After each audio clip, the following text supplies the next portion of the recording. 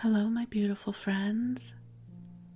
I am Laurel Bleadon-Maffei with Illuminating Souls, welcoming you to this episode of Sleepy Bedtime Blessings, a podcast designed to help you rest, relax, and fall asleep, all while deepening in your connection with your beautiful team of angels who love you so. If we're meeting for the first time, let me introduce myself. I am an angelic practitioner, a spiritual teacher, and encourager of souls. I have the most wonderful job. I love what I do. I offer one-on-one angel sessions, which take place over the phone. I also offer a longer form of support, soul mentoring. And then I'm always offering classes, something new every 6 weeks or so, that'll inspire your spirit. So if you want to learn more about my offerings, I invite you to visit me at my website, illuminatingsouls.com, where you can sign up for my mailing list. There are 2 different lists you can sign up for.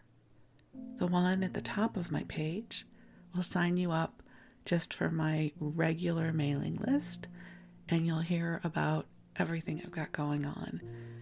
And then further down is the daily inspiration email blast. And if you sign up for that, you'll receive an inspiring email from me every weekday. I also post regularly over on Facebook, although I don't know how many people see it. I mean, I know people see it, but Facebook is a little stingy with views. So if you have in the past liked my Facebook page and you don't see any of my content, just know that I post there every day. So maybe go visit the page if you are so inclined and like or comment on a post so that mysterious Facebook algorithm will know that you would actually like to see my content. But for now, the angels and I are here to co-create this beautiful, sweet oasis of light and love for you. So this podcast is inspired by 2 of my favorite forms of self-care, the angels and listening to a sleep podcast. I listen to a sleep podcast every night to help me drift off to sleep. So here we are. This is going to be my 231st episode that I've posted, and maybe I've recorded a total of 220 because I have done some replays. But that's a lot of content. I'm proud of myself for sticking with it. And I also find that my own podcast helps me fall asleep, so I'm grateful for that. So there are different ways you can use this podcast. I know many of you listen during your waking hours, so I get to keep you company as you go about your day or your evening. And for those of you that would like to use this as a sleep podcast, here's my suggestion. To curl up in bed and get cozy in whatever way works best for you, or wherever you sleep. If you sleep in a bed or a futon or the couch or a chair, everybody has a different sleep style. And do your best to get cozy, whatever that means for you. For me, it's lots of pillows and blankets. And then I turn the volume down lower than I would if I were listening to an audiobook, because I want to have to reach a little bit for the narrative versus it being loud and demanding my attention. And then I use a sleep timer. For me, I am typically out in about 45 minutes. So I set my sleep timer for anywhere between 45 minutes or an hour. Each of these episodes runs about an hour. And that's my preference as a listener. But if you need more content than that, you can always set up a playlist on your favorite podcast app. And I have designed these broadcasts so that the sound quality, the timbre of my voice, the tempo it stays the same. So if you wanted to set up a playlist, there's no loud music or transition between episodes. So you should be able to listen to back episodes without a disruption of something that might wake you up. So if you notice during the introduction, the music is really low underneath the introduction. So low it's really hard to hear. But I did that on purpose. So if you do want to play back-to-back episodes, there isn't a startling transition between the end of one episode and the beginning of another. I think our sleep is very precious, especially if you are someone for whom sleep can be elusive. So I am honored to keep you company whenever it is that you are listening to this. As I record it, it is early morning, and it's still dark out, but it's the time of year that by the time I'm done recording this episode, the sun will have risen. I just think that's really cool. I know the sun comes up every day, but I love being awake at this time and experiencing the transition between the dark and the light, the dawn of a new day. And I know you're probably going to sleep, so I'll wax poetic about that. I love the end of the day. I have a wonderful life.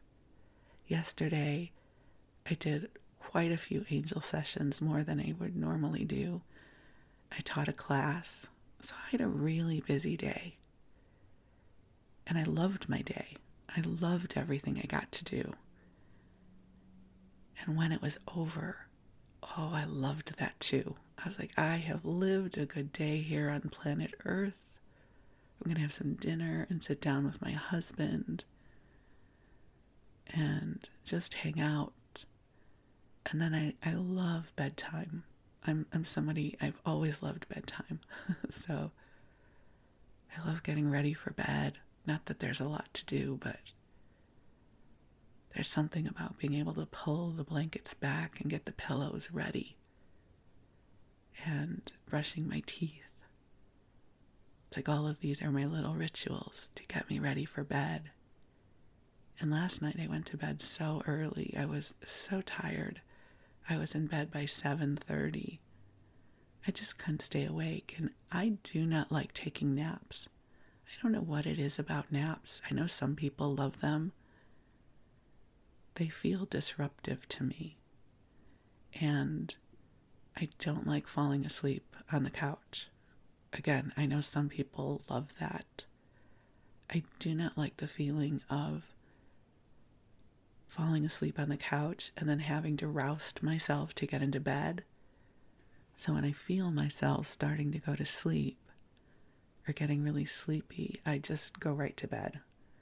And I might stay on my phone for a little while or do something, but I'm already horizontal and I'm already in bed. So whenever I feel sleep coming upon me, I can just float off. That's my strategy. So I invite you to contemplate what works best for you if you have a sleep strategy that works for you, and to honor it. And then, of course, there are the angels. Always the angels with everything that I do. I love their presence. I love their compassion and their light and their love. And I always feel so grateful for an opportunity to share them with you. And whether or not you believe in the angels, it's okay. Like whatever you believe is good. It's fine. And maybe if angels aren't your thing, you can contemplate this maybe from a place of a storybook, yes, or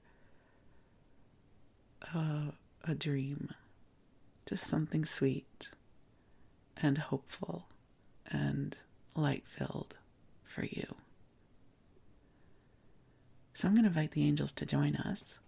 I love sharing the ritual with you. So I invite you to take a deep breath in and out, and we'll gently call ourselves forward into the heart of God. And beautiful angels on high, I invite you to join us here. I'm so grateful for your presence, for your love, for your goodness. And I ask that you infuse this broadcast with waves of love in service to each of our beloveds hearing this message.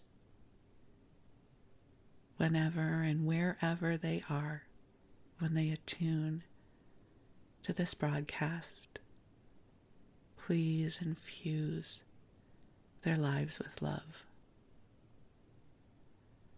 Please lift anything that feels heavy or like a burden,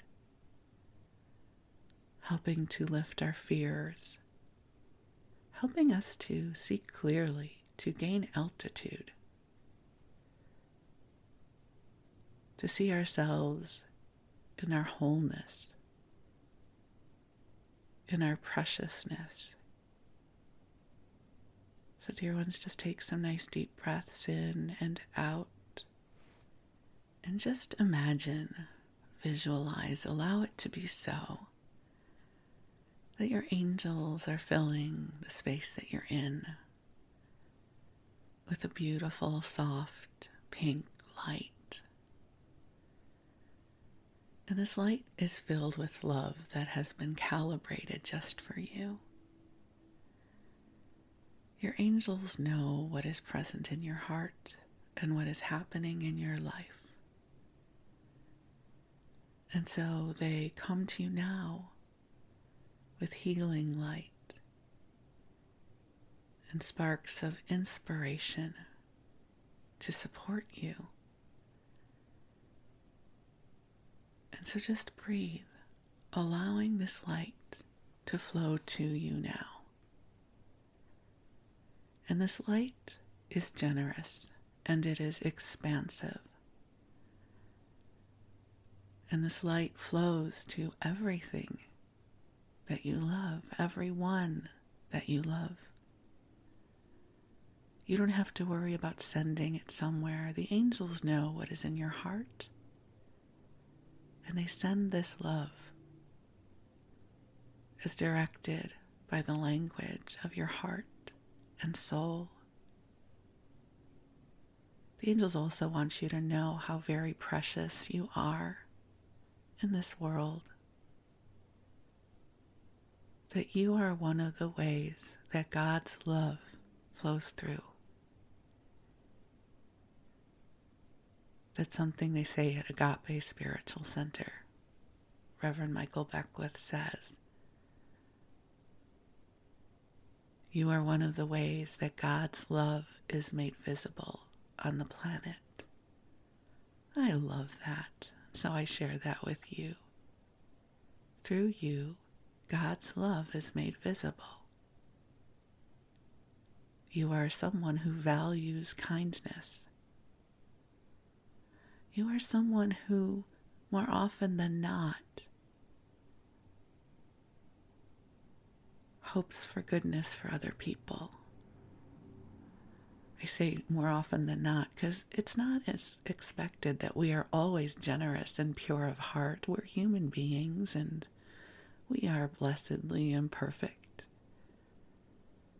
But the truth of your spirit is you are somebody who values kindness and generosity of spirit.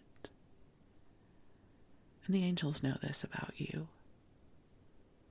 And they bring you blessings of love and light. And they seek to uplift you and support you in coming into alignment with the beauty and magic of your authentic being. So just take a deep breath in and just release. Release whatever there is to be released. Whatever your it is, just let it go for now. You can always pick it up again later. You can ask the angels to carry it for you. When something feels too heavy, I'll ask the angels for help. And you can ask the angels for help whenever you are guided. How can the angels support you right now? What do you need? No request is too big or small. All you have to do is speak to your angels in your mind and your heart. You don't have to observe any kind of ritual or specific prayer. You can even just say, hey, angels, hey, guys, I could use some help down here.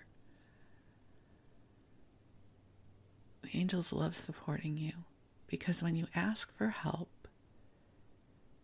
you give them permission to come more closely to you and support you. So let's just do a collective, hey, angels, help.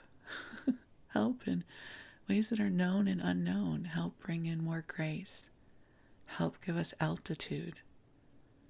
Help us connect with sparks of inspiration and activate our beautiful creative spirits and our potential and our prosperity and our well-being, and feel free to add whatever you want to our list that we are manifesting. And most of all, know that you are loved and you are precious. And we are so profoundly grateful for the gift of you. When I say we, I mean the angels and I. I am so grateful for the gift of you, even if we've never met, because somehow you found your way here. I can feel the energy of our collective audience and myself as these molecules of love go out into the world. So what a blessing it is in this moment to share this light with you. You beautiful, precious soul, wherever you are and whatever you're doing, I'm grateful for the gift of you. Thank you for the gift that you are. So this is the part of the broadcast where I invite you to cozy on up and snuggle on in. And if this is your bedtime, to give yourself permission to drift off, that you have done enough for this day, even if you don't believe that's true. You've done enough. And tomorrow's another day. But for now, you get to go into that great mystery of sleep. And your angels will be with you. It's an opportunity to release, to replenish, restore, all those great words, right? So you drift off when you're ready. And if you're awake and operating heavy machinery, please stay awake. You know the drill, right? If you're meant to be awake, stay awake. If you're meant to fall asleep, go to sleep. I know you don't really need me to say that. I'm a little punchy as I record this, so we're going to move on over into story time. I love story time. So you rest well. The angels are going to stay with you. And we're going to go into our story time segment. So it just so happens that this episode is going to be published on Valentine's Day, 2024. So I'm 61 years old, and I've had a long relationship with Valentine's Day. Perhaps you have too. And I seem to recall I have recorded some of these stories before, but I was looking for them and I don't know where they are, and I just posted a replay with the last episode and I didn't want to do another replay. So if I can't remember if I've shared these stories, perhaps you don't remember either. So I'm going to share some of my Valentine stories with you.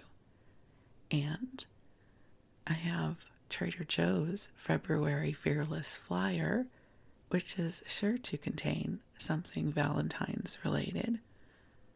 So let's give it a go. So the first story I want to share with you is my first awareness of Valentine's Day. I must have been maybe 6 or 7 years old. At the time, my sister and I shared a room. My sister's 2 years younger than me. And is it me or I? Me. Oh my God, I hear my mother in my head. She was very grammar appropriate. And the story has to do with my mom. And I wake up. My mom wakes us up. And my mom says, "Happy Valentine's Day," or something like that. I don't remember exactly what she said. But she told us it was Valentine's Day and she had presents for us. This is why I remember I got a present. I don't remember what my sister got, but my present, now remember this is the late 60s, was a pink suede belt that had hearts cut out on it. And the style of the day were bell bottoms and like a peasant shirt and a super cool belt with a big buckle. Well, I tell you, I loved this belt, and it had hearts. And that's when I learned that Valentine's Day was about hearts and love. So my first tangible memory about Valentine's Day was that morning when my mom woke us up and I got my pink belt with hearts. And there's even a picture of me somewhere. Super cool. My hair in braids and peasant shirt and my little chunky hips, trying to do the hip hugger thing, which was never a fashion for me with my body shape, even back then. But I loved my belt. And I came to have a very complicated relationship with Valentine's Day, as I think most of us do. Talk about a holiday with a lot of pressure, like a pressure cooker situation, even as a kid. I don't know how they do Valentine's Day anymore in schools, but I'll tell you what it was like for me as a kid. I do remember somewhere, maybe kindergarten or first grade, we made Valentines for our moms. Never for our dads. God bless our dads. We really never made anything for them. This was the late 60s. The moms got all the glory. And I think our teacher started us off with heart-shaped doilies. You guys know what doilies are, right? A paper doily that you put down, on a tray before you put cookies on it. I don't know that anybody uses doilies anymore other than caterers, but it involved a heart-shaped doily. And I don't know that it came heart-shaped or if the teacher, God bless her, just cut them into heart shapes for us because we were in kindergarten or first grade and we only had access to safety scissors. And then we had to glue the doily onto a piece of construction paper. Again, the wonder of construction paper. And of course it was red because it was Valentine's Day. And then we had like these little beads. They weren't worried about choking hazards at that point in time. And I just remember they were little beads that we would then glue on top of the doily. And I suppose someone taught us to write, "I love you, Mom," or something like that. Here's why I know this happened. Because my mom kept it forever. I remember years later, my mom always had this box of photos and treasures under her bed, and so every once in a while we would go through it, and I remember seeing that. So that happened. There was the Valentine's Day doily card I made for my mother at some point in my early childhood. So there's the pink belt, and there's the doily Valentine that I crafted for my mother as a child. And then I came of the age where we gave Valentines to each other in class. So the way it worked is you would go to, I don't know, like a five and dime store. We didn't have Targets back then. So Montgomery Ward's, Sears, somewhere we would go. Ben Franklin was our five and dime in Skokie. And you would buy a box of Valentines. And it would come with, 25 Valentines. But the thing is that not all the Valentines were the same.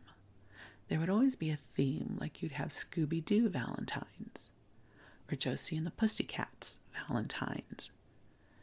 And there would be different sizes. So there would be like 2 or 3 big ones, and then some medium ones, and then small ones. So there was always this political strategy, even as a child, who gets the big ones? Well, in my world, the most popular girls did. So, I'm not going to say her name, but she is very present in my mind right now. And she always got the biggest Valentine. And maybe the second most popular girl got the second biggest Valentine. And then the people I didn't like would get the teeny tiny Valentines. And you kind of knew where you were in the hierarchy of the pack based on the Valentines you got. And we didn't write messages like, I love you, or you're awesome. We would just write our names. Laurel. So, I don't have strong memories of what size Valentines I got. I'm quite sure I never got the big ones. I dwelled in the medium to small Valentine part of the social structure. That my girlfriends would give me the medium ones. I don't know that they would have given me the big ones. That would have been kind of breaking protocol. I wasn't in the hierarchy of the biggest Valentine strata. I definitely was worthy of the medium-sized in many of my friendships. And probably the boys gave me the small ones because, they're boys. And I didn't have much use for them back then. I never, ever would have given a boy a medium one. They all got the small ones from me because I'm a kid, right? What do I know? So I really remember the social implications of Valentine's back then. And I don't recall that it was something we felt badly about. I wasn't self-aware enough to know, oh, they only gave me a small Valentine. It wasn't about my place in the world. It was about paying tribute to other people. I don't know how to express that. That sounds so deep, but I don't have any Valentine trauma around that process as a kid. So all I can tell you is I carry no sorrow, no sadness, no self-awareness of my own experience of receiving Valentines through that process. Somebody else might have it. But I do remember the most popular girls got the biggest Valentines and the boys got the smallest one.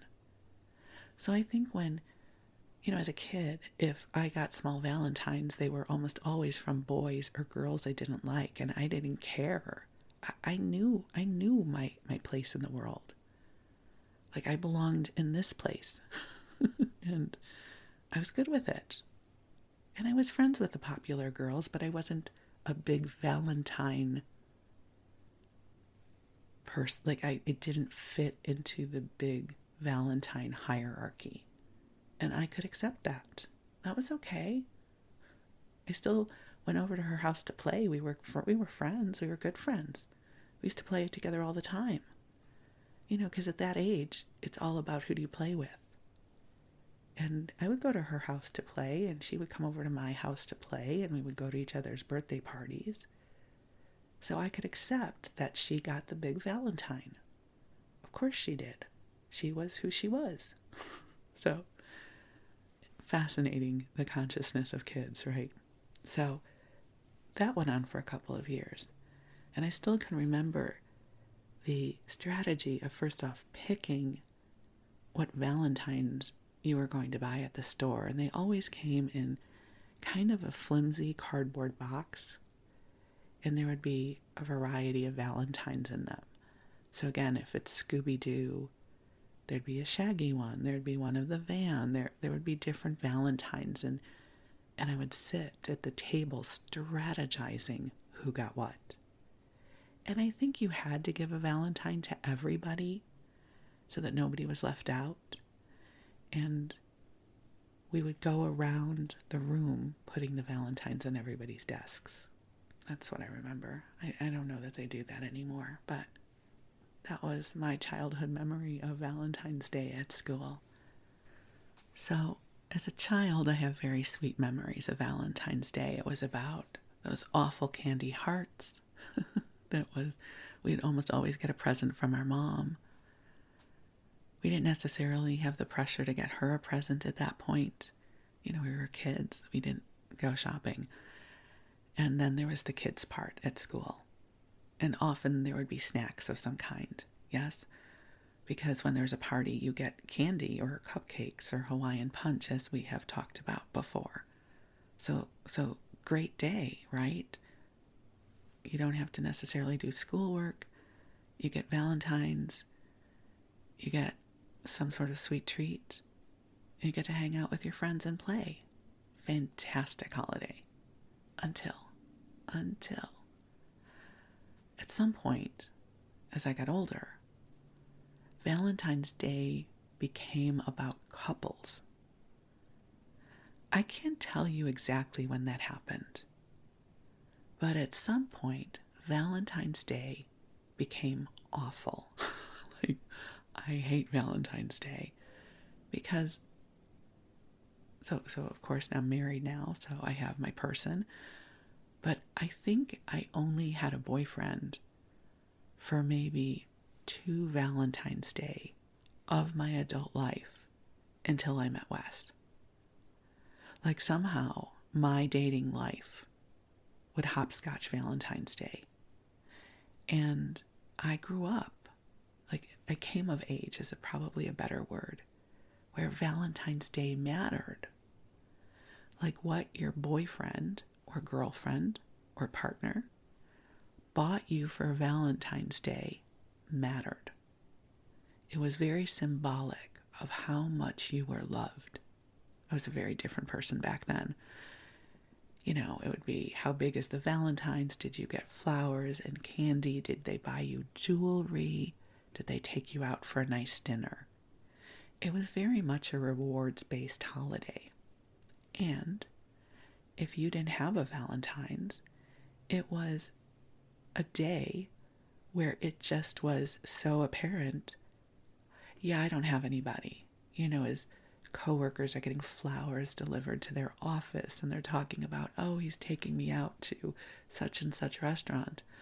And I'd be like, I got nothing. I'm just going to eat some of these, awful candy hearts because that's all I got are these awful conversation hearts. And I'll probably just go eat a piece of cake or something. So for a long, dark period, I hated Valentine's Day because it was a holiday about contrast. You either had your person or you didn't.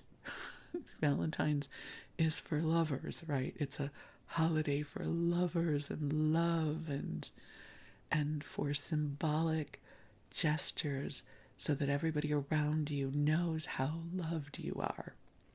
So, wasn't a big fan of Valentine's Day.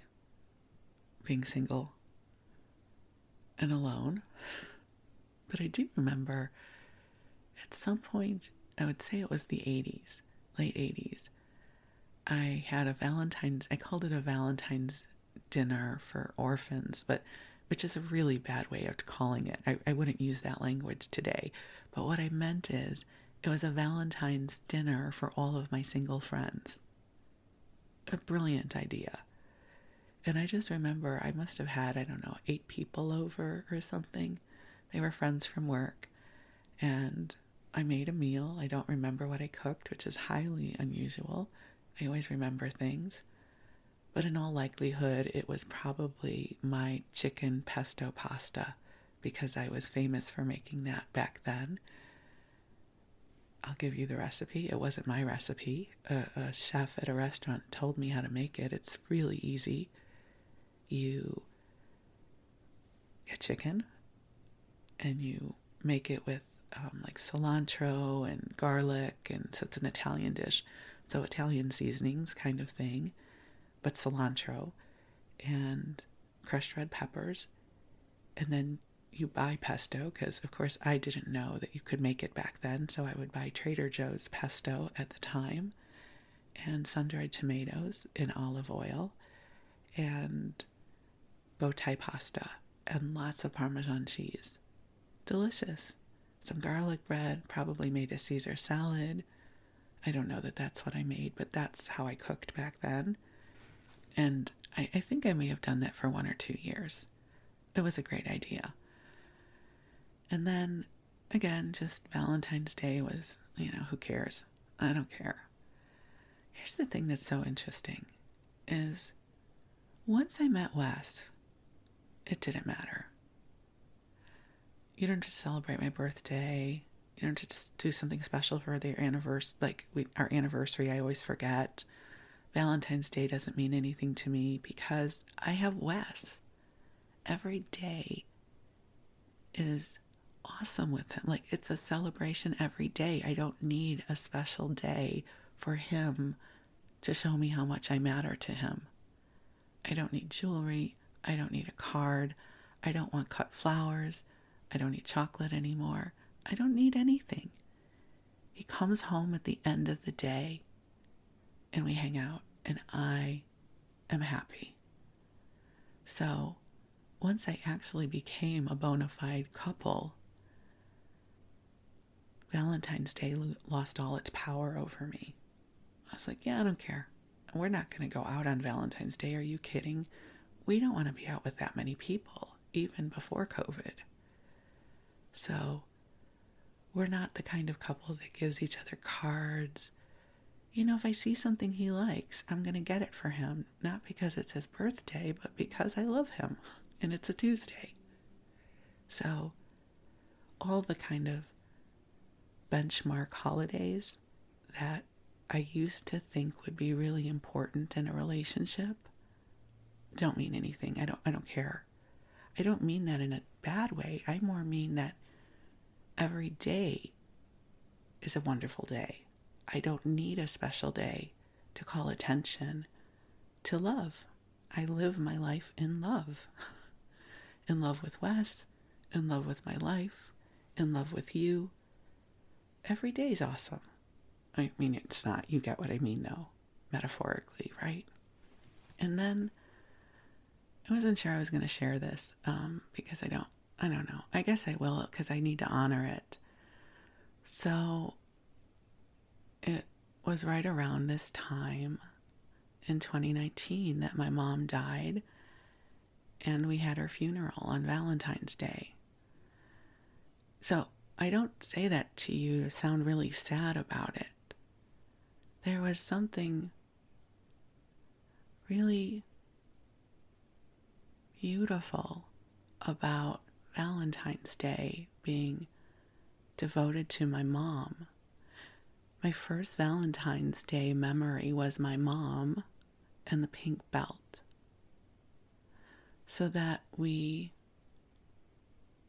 did our celebration of life on Valentine's Day was profoundly meaningful. So now, forever, Valentine's Day belongs to my mom. And it's not a sad day. I don't associate it. I know we all hold our grief differently. I'm 5 years out. And so it's not a day of grief for me.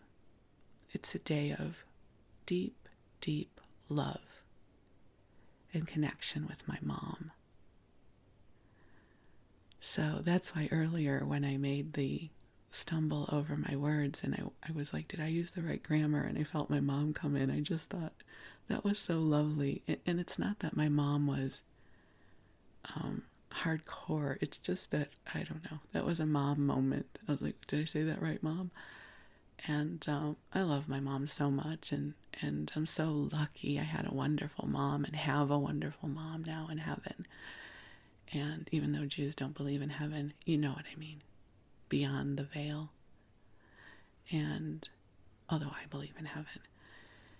So Valentine's Day now for me is a day to be in loving connection with my mom, as it should be, because she was the first person to introduce me to the love of Valentine's Day.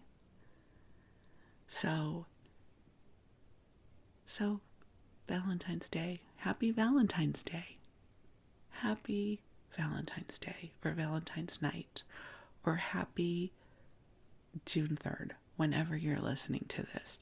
I send you the biggest Valentines in the box. I want you to know that if we were in school, I would make sure you got the biggest Scooby Doo Valentine. Even if I had to go and buy extra Valentines, you would get the biggest Valentines in my box because you're awesome. And I would give you some of those chalky conversation hearts too, because you have to have them on Valentine's Day. I mean, not anymore. I'm really talking more if we were kids. I haven't had one of those things in easily 30 years. So these days, when Valentine's Day rolls around, I just feel so badly for everyone who feels the pressure of it. You know, the stores that capitalize on it and the commercials, and I think, oh my gosh. But I thought perhaps I could bring some lightness of spirit to this by going through the February 2024 Trader Joe's Fearless Flyer with you. It's a thin edition, so I think we can get through it in our remaining time together. I love Trader Joe's. And if you're not in the U.S., you've probably heard of it. It is a grocery store we have here, and they sell their own merchandise for the most part. And it is a staple here. I love Trader Joe's. I'm there at least once a week. So, on the cover, it has everything's coming up roses and tulips and more. So if you're buying flowers for Valentine's Day, right, we're already started in the pressure. You could buy them anywhere, but why break the bank? And Trader Joe's, just so you know, has always has a great selection of fresh flowers. You know what's weird though? I do not like fresh flowers. Isn't that weird? I don't like that they die. Like, they're pretty and then they die. And I don't like that. So I'm not a cut flower girl. I love flowers in the garden that are living, but I'm not a big fan of cut flowers unless it's a bouquet for a wedding or something. Then they're beautiful. But in my home, I don't bring in cut flowers on purpose. Okay, they have this new thing, and I don't usually drink sparkling water. I don't drink much carbonation anymore, but this sounds really good. Black cherry vanilla sparkling water. I saw this there the other day, and I thought, maybe I should just get a can. It sounds really delicious. It's a new flavor. It's unsweetened, and you can mix it with some juice, or they say you can garnish it with a slice of a cara orange, which is a great variety of orange, by the way. So maybe I'll get a can, and I'll report back to you about it. But I'm not going to buy a 6-pack, because I would never drink that much. There is a new flavor of their JoJo's, which is their version of the Oreo. So this is a cinnamon bun-inspired JoJo. So it's made with the same cookie plus cream plus cookie construction. But this one has a cinnamon-y, great word, cinnamon-y addition to the lineup. Swaps out the chocolate cookies for a pair made with wheat and graham flour, so graham crackers. and a vanilla cream filling inside. So here's my philosophy on all of those kinds of variety of sandwich cookies. Now, I don't eat sugar anymore, so I'm not their market. But when I did, I really just wanted the regular chocolate and vanilla one. I didn't need different flavors. But that's just me. I would, even if I ate sugar, I would not buy these. But that's me. I don't need a different flavor profile because the original flavor profile is perfection as far as I'm concerned. They have a new salad kit. Now, I'm a big fan of salad kits. I get the Mediterranean Taylor salad kit all the time. This is an avocado ranch salad kit. I looked at it and I wasn't sure if I wanted it, so I haven't gotten it yet. But it has all of the crisp greens and the cabbage and carrots, all that good stuff. And then the ranch dressing is made with buttermilk and avocados. Maybe I'll try it. I'm not sold on it. Then, for those of you that do eat chocolate and sugar, they have chocolate cheesecake bites. Well, that sounds good. Oh, this sounds good. So, I think it's fiocchetti, Fiocchetti, fiocchetti with pink sauce. So, originally named for their resemblance to bundles tied with thread, fiocchetti are like little bundles of cheesy joy. Well, I love cheesy joy. Okay, I'm in. For this all-in-one frozen entree, our Italian supplier fills bite-sized pouches of eggy pasta with ricotta, taleggio, and mozzarella cheese, and then cooks up a luxurious cream and tomato pink sauce. The sauce is portioned into convenient little pucks and flash frozen, along with the fiocchetti, so preparation on your end couldn't be simpler. Well, that sounds delightful. Okay, I'm going to get that. I'll try that. I'll let you know. They then have shishito peppers, which I do not have a relationship with spicy food, so I would not get those. And I'm sure I've mentioned to you before that this whole evolution of our culinary palate, especially here in the US, now that it's very much geared towards spicy food, I feel so out of the loop because I can't eat that stuff. So everything is jalapeno and ghost pepper and I can't eat that stuff. So, for instance, they have roasted hatch chili and jalapeno cheese dip, which I'm not going to go near. And actually, this just happened to me at the farmer's market. So there's a vendor called Hummus Heaven, great name, and I get their bean salad, their beet salad, and usually a hummus. So I get 3 containers of things from them. And I use the beet salad and the bean salad in my other salad for more flavor. And I asked for their spinach feta hummus, which is delicious. And I got home and they gave me the spinach feta jalapeno hummus, which I can't really eat. I was so sad.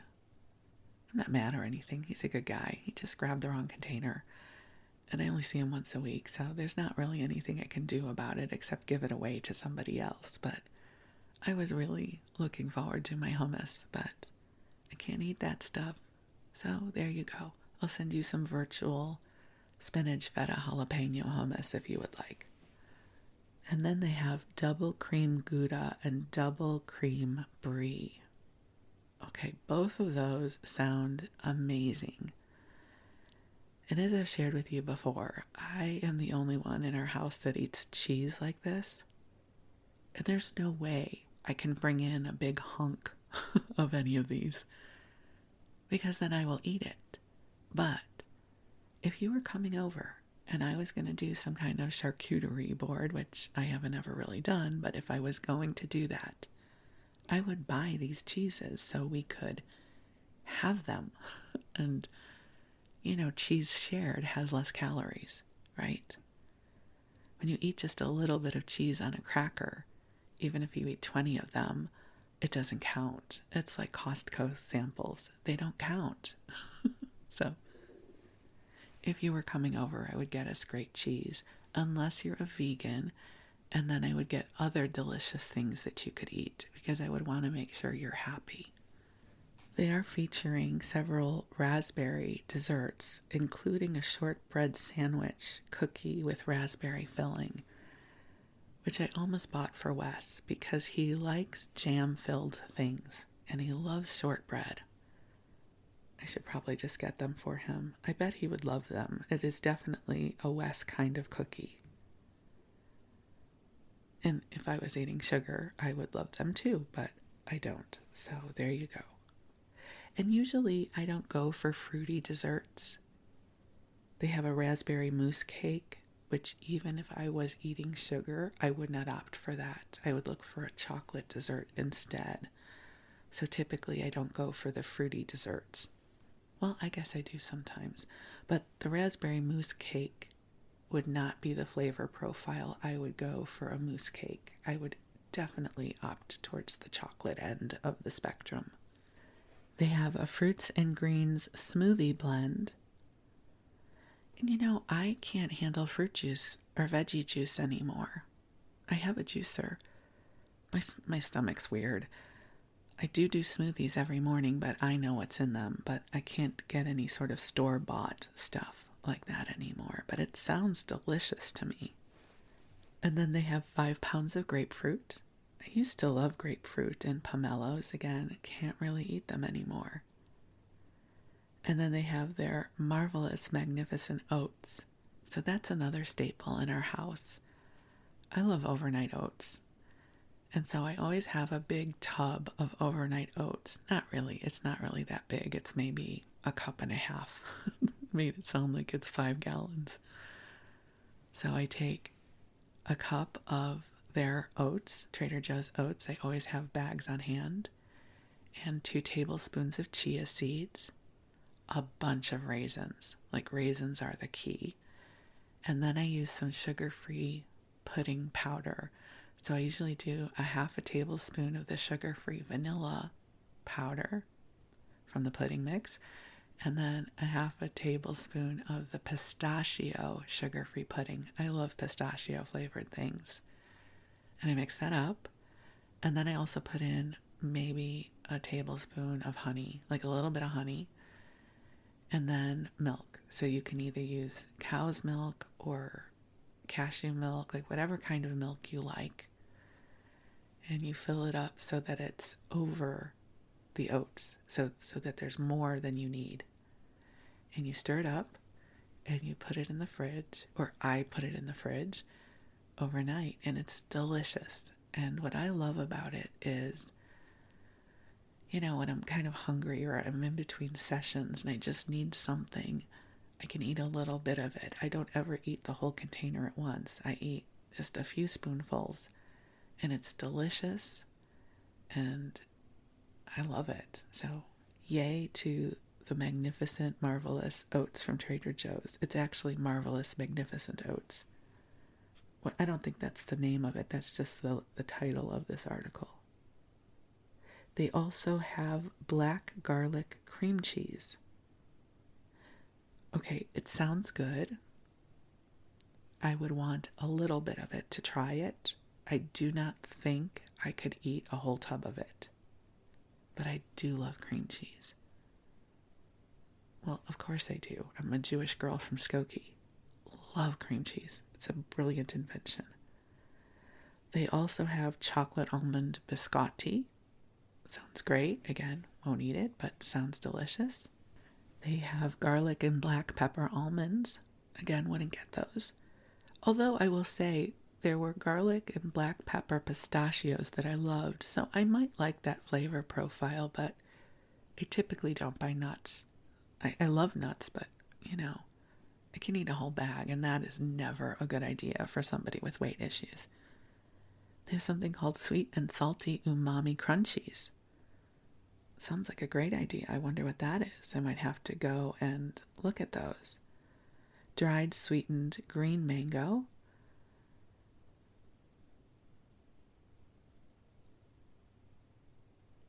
Oh, it's tart. Okay, well, that's why I wouldn't get it. I like the super sweet dried mangoes. They've got the Cara Cara navel oranges and also the sumo citrus. I bought a sumo citrus hoping I could eat it, and I couldn't. It was too tart for me. It's not that it's a tart fruit, but I don't do well with acidic food anymore. I did have a little taste of a Cara Cara orange at the farmer's market, and it was delicious, but again, I couldn't eat a whole one. They have organic hummus, and their hummus is really good at Trader Joe's. I just happened to be at the farmer's market and got it there. They have cinnamon sugar almonds. Sounds lovely. Wouldn't get them, but sounds delicious. Then we have the Trader Joe's crossword puzzle, which I'm going to skip over, but it is here. If you would like to do it, go to your local Trader Joe's and get the Fearless Flyer, and there will be a wonderful crossword puzzle for you. And then to wind up, we have fusilli in pink. So they've got Trader Joe's organic fusilli corti bucati pasta, translated short little spindles with holes. And then they also have Trader Joe's Rosatella pasta sauce, which looks really good. It's like a pink cream sauce. But, we don't really eat a lot of pasta around here. They have papadums, which I've looked at. I haven't gotten them. But it's a chip derived from lentils and chickpeas. So, I don't know. Maybe I'll give those a try. And then they have strawberries and flakes cereal, which I'm sure is delicious. Wes and I used to really like they have the Trader Joe's version of Cheerios called Trader O's.